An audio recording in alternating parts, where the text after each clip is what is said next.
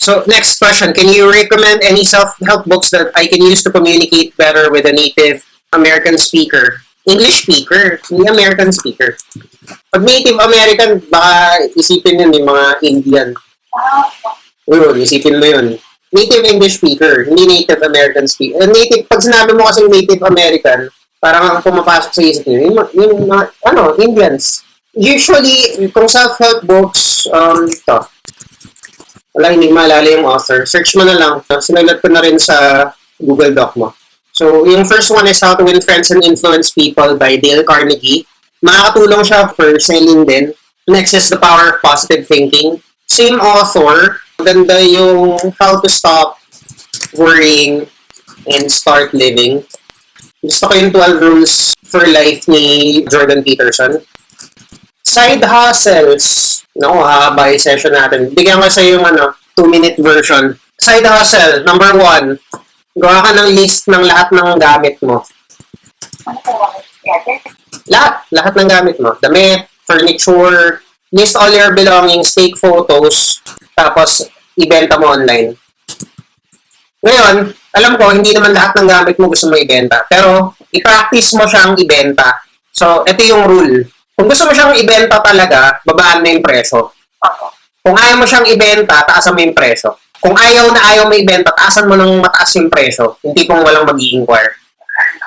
Pero kung yung sakto lang, kung may willing bumili na mataas yung presyo, na willing ka ibigay, and madali siyang paltan, kung ginagamit mo talaga siya, lagay mo pa rin. Okay? Para saan to? Para mag-practice ka ng sales skills. Okay? Saka para yung extra kalat mo maging pera. Number 2, pwede ka mag-start ng blog, tapos magsulat ka. Magsulat ka ng stories.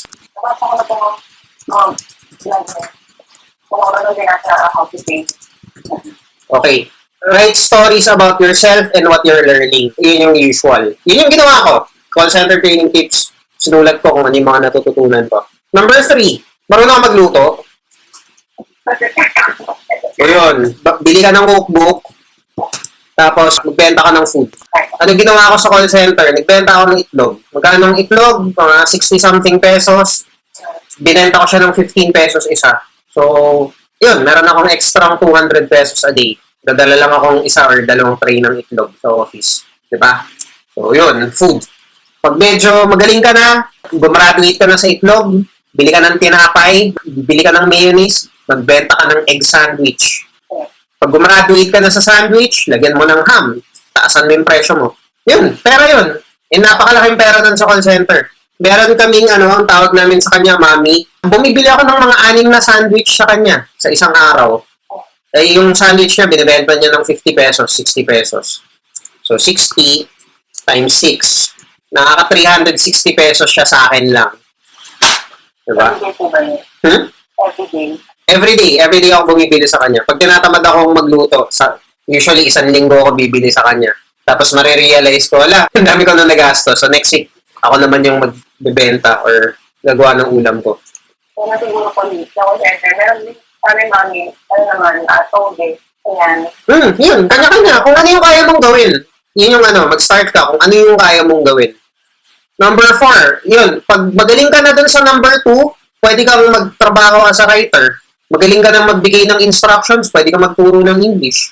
Mahilig ka sa bata, magturo ka ng English sa bata. Ako, hindi ako mahilig magturo ng bata, kaya hindi ako nagtuturo ng bata. Okay. Tapos, ito yung basic kasi, tapos pwede kang mag-advance pag nag-advance ka na. Mag-gym ka, aral ka ng jiu-jitsu. Medyo matagal, bago ka maging instructor, pero solid yun. 1 million a year yun, pag naging black belt ka. Kasi compute mo, magkano bang turo ng jiu-jitsu? 5,000 yun per month. Let's say, 5,000 per month, meron kang 20 students. O 5,000 times 20, 100,000 a month. Ayaw mo pa? Diba? Pagturo ko na po dati nung elementary ako or high school, martial arts, kung naman siyang tinuturo yung mga school. Ganun ang style. Free sa school, tapos yung gusto ng advance, may bayad. Kung gusto mo magturo ng martial arts, ang recommendation ko, jiu-jitsu. Kasi yun, may pera talaga dun. Ako, ganito lang. Ganito na pwede gawin.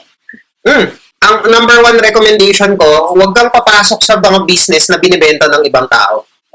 kunyari, may makikita ka sa Facebook na online course na magiging ganito ka, malabo yun. Kasi kung malaki yung kinikita ng tao, hindi na niya dapat pinagkakakitaan pa yun. Not unless meron siyang school talaga. Pero kung yun yung business niya, di ba yung kunyari yung Amazon FBA, o kaya yung magki-cryptocurrency, o kaya yung ano, puro scam lahat yun. Kaya, yung ko lang po parang interested, yung mga virtual assistant, yung po. Pwede ka mag-virtual assistant, walang problema doon. Ang sinasabi ko, yung pag sinasabi nila na business or magiging ano, kung gusto mo mag-virtual assistant, yun yung trabaho ko as a freelancer. So, ano bang ginagawa ko? Masagot lang ako ng email.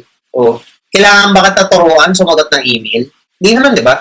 O, so, hindi mo kailangan ng course ng virtual assistant. Hindi mo kailangan ng ganun. Although, pwede ka magpa-guide sa marunong, pero yung course talaga na ano, parang malabo yun. Kung gusto mo talagang kumita, masterin mo kung anumang skill meron ka. Pwede ka magdagdag ng skill, pero yung magpapalit ka, yung tipong magja-jump ka into another industry na iibahin mo yung sarili mo, usually malabo yun eh. Ito, from personal experience, yun yung napansin ko. Kasi the money will only start coming in pag magaling ka na. Pero pag yung, kunyari, wala kang alam, papasok ka dun sa industry na yun, ang daming mali, ang daming disaster, ang daming gagastos ka na parang nasayang na pera. Kaya, tingnan mo, sinabi ko sa'yo, gusto mo mag-sales? Benta mo muna yung gamit mo. Mag-practice ka muna dun. Gusto mo maging writer? Mag-practice ka muna magsulat about yourself. Gusto mo magbenta ng food? O magbenta ka muna ng itlog. Tapos pag gumraduate ka sandwich, pag gumraduate ka salad or pasta. Napapansin mo, yung process ko, may pattern siya. Mag-start ka muna dun sa kaya mong gawin. Tapos pag gumraduate ka na dun, tsaka ka mag-consider ng mas malaki. So let's say nagtatrabaho nga sa call center, isagad mo muna. Kuha ka ng trabaho na 25K a month. Tapos kumuha ka ng trabaho na yung 25K ay basic mo lang. Tapos para umabot ng 30 to 35K yung sahod mo. Ipunin mo yung pera mo. Tapos mag-start ka. On the side, gawin mo to. Take photos, sell online, magbenta ka, mag-practice ka ng writing kasi kung gusto mong maging virtual assistant, dapat mataas yung writing skills mo. Kasi ang trabaho ng virtual assistant, number 1, sasagot ka ng email. Number 2, magbibigay ka ng instructions dun sa mga kausap ng boss mo. 'Di ba? Yun yung process niya. Papadala ko sa iyo yung link dun sa yung freelancer guide ko. Check mo na lang yun. Gumagawa ko ng mga video para dun ngayon.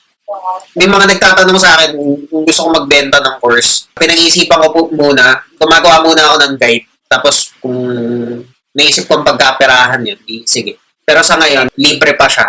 So pag naisip kong ibenta yun, bibenta ko na lang yun. Pero yun, same process. Yun din ginagawa ko. Ito muna, vlog muna, libre muna siya. So pag may mga taong willing bumili, ibibenta ko. Diba? Hindi yung maghahanap ka sa FB ng binibenta ng iba, tapos ibebenta mo rin yun. Mas maganda kung ang binibenta mo yung sa'yo. Hindi yun maaagaw ng iba. Gets? Okay. Yun lang naman. Yun yung basic. Ikaw, may additional question ka pa? Gusto mo ihabol? Gusto mo ipa-explain? Okay na po. Alam ko mga idea. Thank you doon sa idea of providing the virtual assistant. Kasi nag-iisip talaga ako if kaya ko ba. Wala naman akong idea kung anong ginagawa ng virtual assistant at ano nangyayari sa akin pag nag-jump ako doon. Okay. Ito, gumawa ka ng list ng questions mo, padala mo sa akin, gagawa ako ng guide, gagawa ako video. Tapos, bibigay ko sa'yo ng libre, bibenta ko sa iba para maging pera. Okay? Okay po. Sige. Send ka lang ng message. Tapusin mo yung week 2, tapos gawin natin yung session 2 mo para maayos natin yung pronunciation. Pronunciation, PNF, panoorin mo yung video. So, may tatlong video ng pronunciation. Kailangan mo lang pagtsagaan. Tapos, mag-a-assessment tayo ng pronunciation sa session 2. Okay? Yes, Coach. Sige. Usap tayo ulit. Thank you, Coach. Ang dami kong idea. Thank you. You're welcome. Bye-bye. Okay.